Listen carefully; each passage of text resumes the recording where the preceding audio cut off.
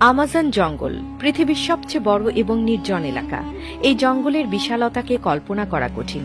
যদি আপনাকে ঠিক মাঝখানে ফেলে দেয়া হয়, তাহলে এখান থেকে বের হতে আপনার প্রায় 472 দিন সময় লাগবে। এই সময়ের মধ্যে আপনার দেখা হবে এমন সব প্রাণীর সাথে যারা প্রত্যেকটি নিজের মতো করে ভয়ঙ্কর।